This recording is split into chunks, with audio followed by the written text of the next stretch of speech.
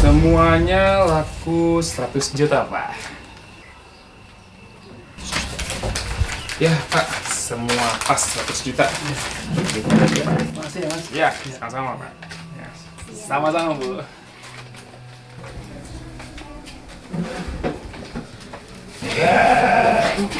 Alhamdulillah ya Pak, hasil panen kita lumayan juga. Apa maksudmu? Kamu minta duit?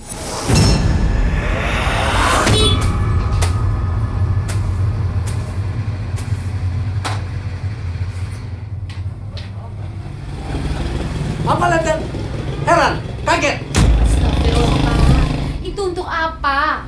Untuk selingkuh? Jaga mulutmu! Sembarangan aja kamu ngomong! Kenapa? Kamu udah nggak tahan jadi istri saya? Kalau kamu udah nggak tahan jadi istri saya, boleh kamu minggat di rumah saya. Percuma air matamu. Bawa anakmu nih sekalian. Nih, jatah dapur bulan ini. Pak! Pak! Kamu tuh lagi apa toh? Pergi!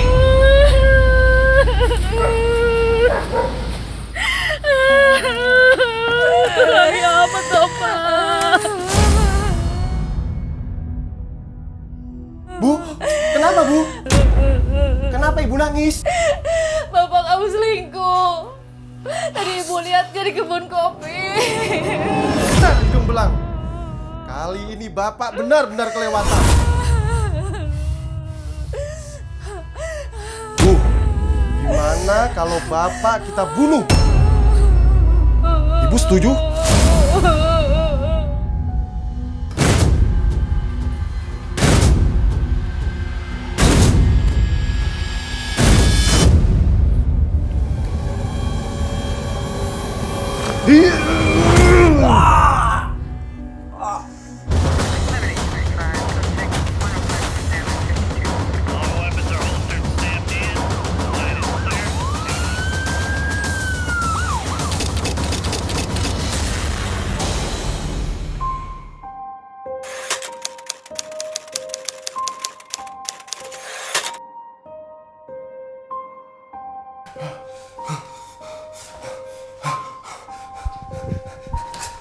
Tidak, tidak.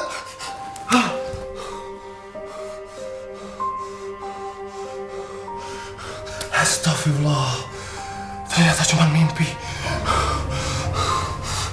Bu! Ibu! Bu! Ibu! Pada episode sebelumnya, hari pertama setelah Surono tiada, sama sekali tiada damai sejahtera. Semalaman Bahar terus dirundung mimpi buruk. Sementara sang ibu Busani sibuk membersihkan rumah semalam suntuk dengan emosi dalam hati yang begitu kecamuk. Bu! Ibu! Gimana Bu? Bu! Ibu! Bu! Ibu!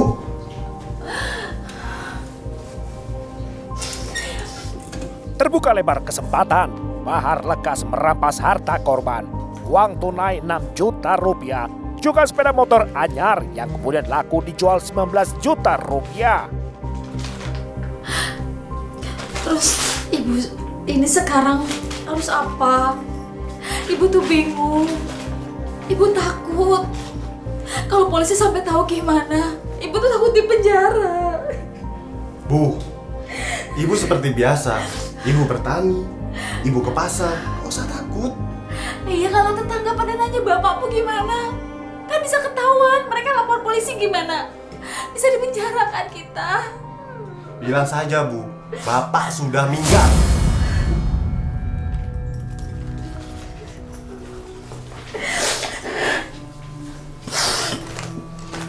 Mungkin untuk malam ini, Ibu menginap di rumah nenek saja dulu. Biar motor Bapak, aku yang bawa. Iya.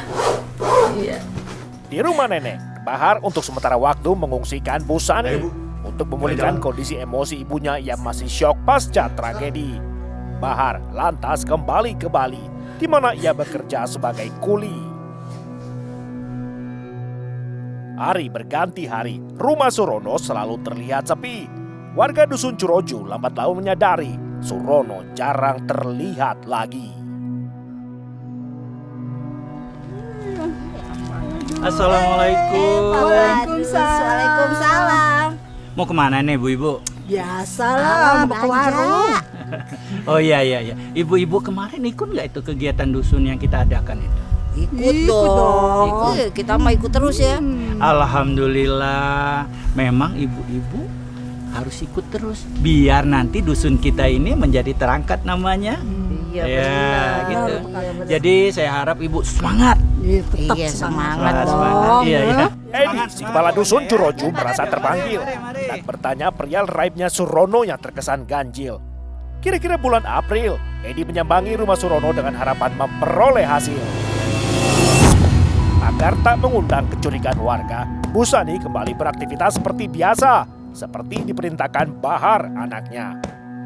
Surono yang akrab dipanggil Pak Wid sudah 1 bulan menghilang. Bu Sani berdalih bahwa Surono minggat, tak kunjung pulang. Assalamualaikum. Waalaikumsalam. Maaf Bu, Pak Widnya ada?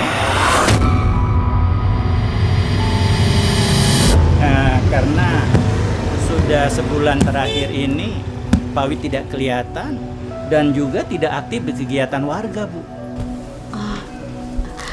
Bapak belum pulang, Pak. Saya tuh udah cari kemana-mana tapi nggak ketemu juga. Oh begitu. Ada apa ya, Bu? Ada musibah atau kecelakaan? Karena Pak Wid itu tidak pernah seperti ini loh, Bu.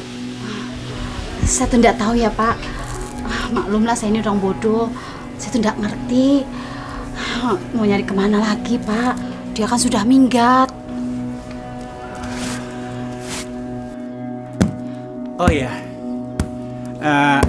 Baharnya di mana, Bu? Oh, Bahar. Bahar di Bali, Pak. Dia tuh ikut borongan kerjaan bangunan di sana. Oh, begitu. Baik, kalau begitu saya permisi. Iya, Pak. Assalamualaikum. Waalaikumsalam. Seperti itulah jawaban Bu Sani selalu serupa bila ada tetangga yang bertanya padanya. Antara percaya tidak percaya, pada akhirnya derajat perhatian warga surut pula.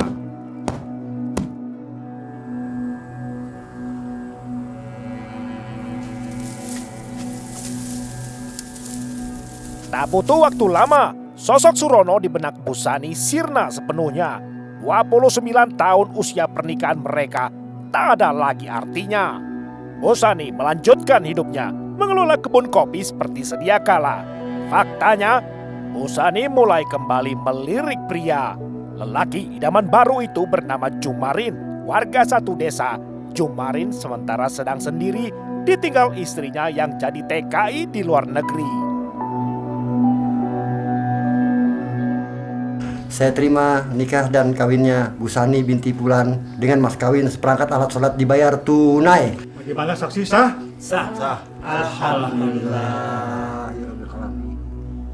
Pada bulan Mei 2019 atau 2 bulan usai Surono mati dibunuh, Jumarin mengucapkan ijab kabul di hadapan penghulu.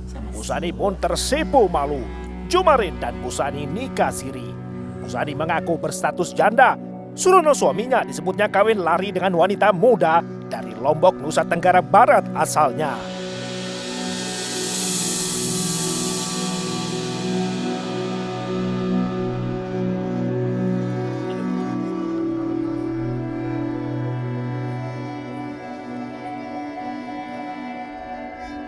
Ya, lumayan.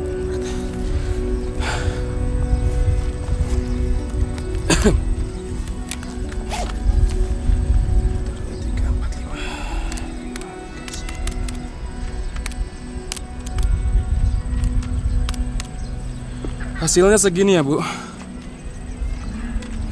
Oke.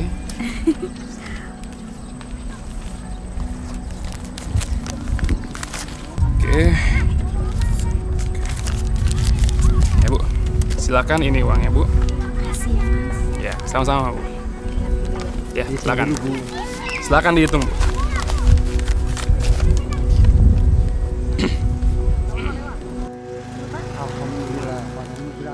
Dunia panen kopi, sejoli pengantin nikah siri kian berseri-seri. Terlebih lagi bagi Bu Sani, sebab baru kali ini duit 100-an juta rupiah hasil jual kopi di genggaman tangannya sendiri. Ibarat duit panas, ada yang tidak ikhlas bila tak mendapat jatah yang pantas. Tidak lain adalah Bahar Mario, anak yang merantau bekerja di Pulau Dewata. Sumuk banget loh. Ora udan. Ketika dawa iki. Dan. Sumuk rek.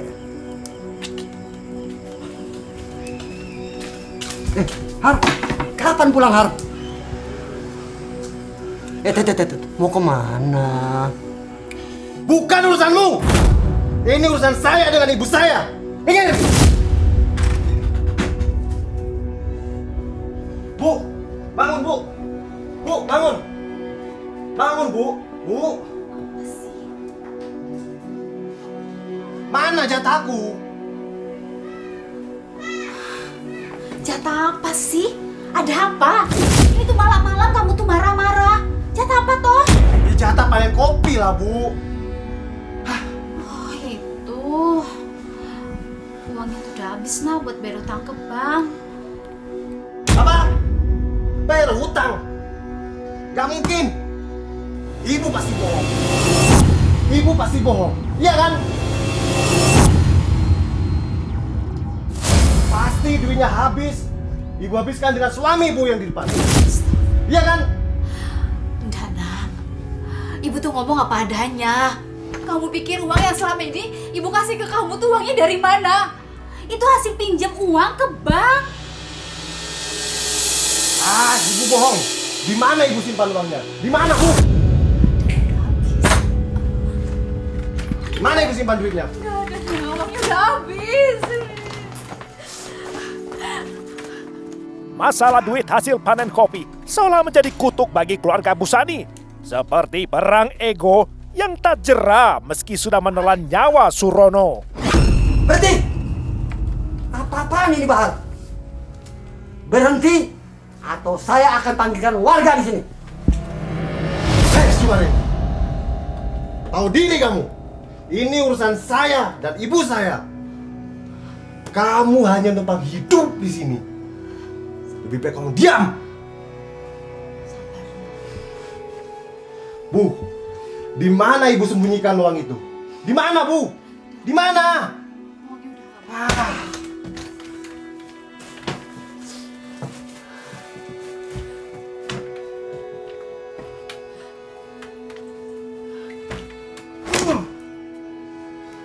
Bu, apa ibu sudah lupa? Apa yang aku perbuat? Dana, ibu nggak pernah lupa kejadian itu.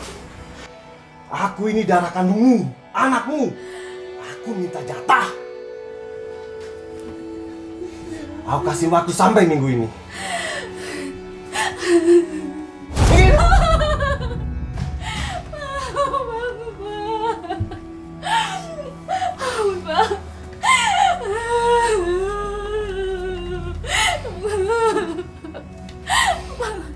Sungguh ironi, cinta akan uang membutakan nurani.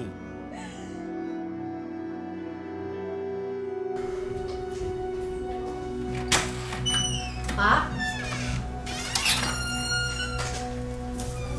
Pak?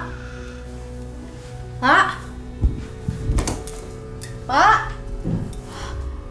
Bapak kemana? Pak? Pak?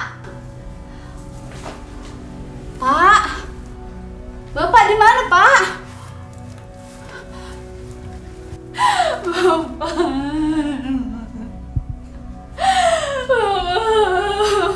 Satu konflik memantik lain konflik. Rumah tangga Bu Sani lagi-lagi dicekik paceklik. Sekali lagi Bu Sani menjanda setelah Jumarit suami sirinya minggat tiba-tiba. Apakah ini karma?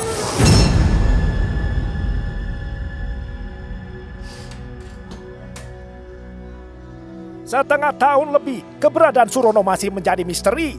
Bila mana akhirnya disingkap polisi? Tetap di Rajapati, kisahnya akan lanjut kembali setelah jeda iklan berikut ini.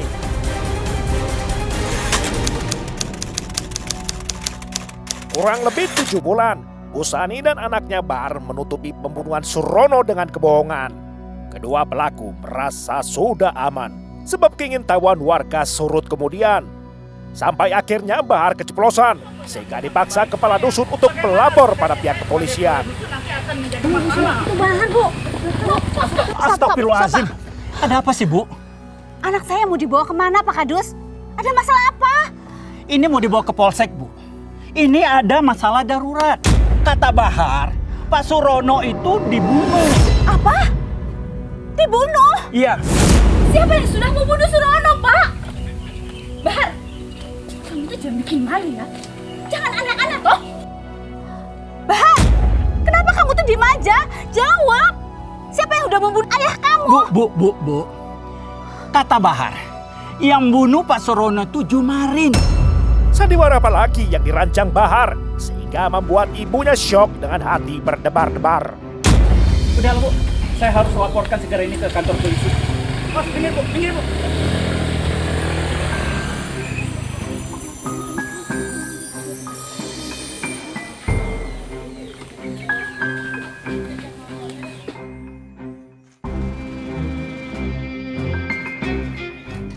Di hadapan polisi, Bahar mengaku bertemu Surono ayahnya dalam mimpi yang berkata bahwa dirinya sudah mati.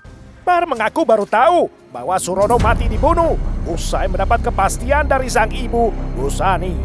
Gilanya, jasad Surono ditanam di rumahnya di bawah ruang musala. Bukan pembongkaran, kepada keluarga korban juga menyaksikan bahwasanya tadi pada saat kita bongkar keramik dan juga ada cor-coran lapisan 2, yang pertama tebalnya 25 cm dan setelah itu ditimbun dengan tanah, setelah itu ada cor-coran yang kasar, setelah itu kita bongkar ditemukan ada jasad.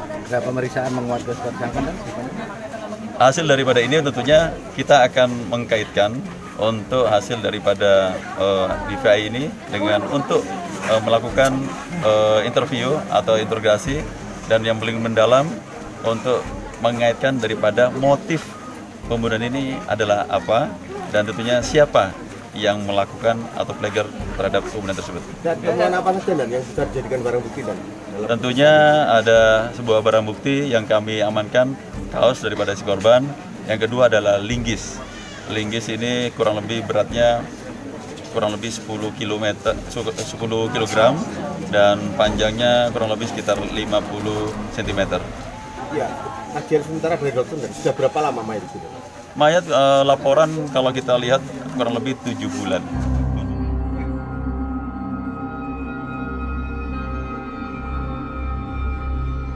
Usai meminta keterangan 8 saksi, hasil penyelidikan polisi membaca keterlibatan Busani. Polisi lantas menetapkannya sebagai tersangka Rajapati. Di belakang Busani, anaknya Bahar turut digelandang polisi. Adapun Jumarin lolos karena alibi bahwa ia terbukti tidak tahu peristiwanya sama sekali.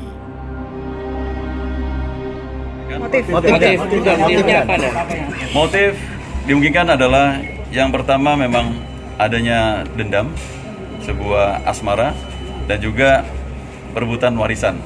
Karena korban saudara S ini bisa mendapatkan untuk penghasilan yang cukup signifikan, tentunya menggiurkan kepada kedua pelaku.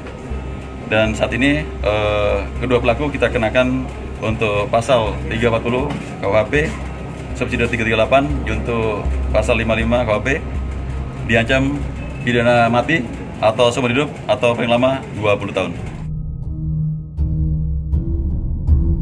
Lantaran terhalang kondisi pandemi, sidang perdana dengan terdakwa Bahar Mario dan ibunya Busani pada tanggal 2 April 2020 digelar secara telekonferensi.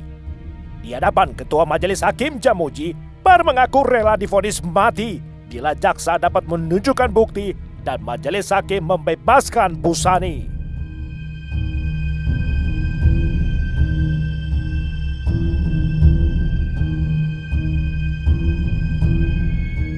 Jaksa menuntut kedua terdakwa dengan ganjaran hukuman untuk Busani 10 tahun penjara, sedangkan Bahar 20 tahun penjara. Amar putusan hakim kemudian menyatakan kedua terdakwa terbukti bersalah melakukan pembunuhan. Vonis hukumannya sesuai dengan yang dituntutkan jaksa.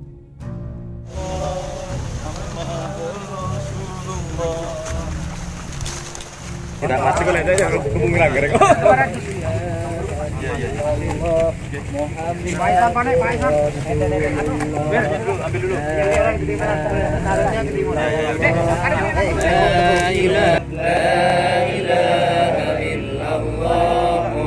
Sudah.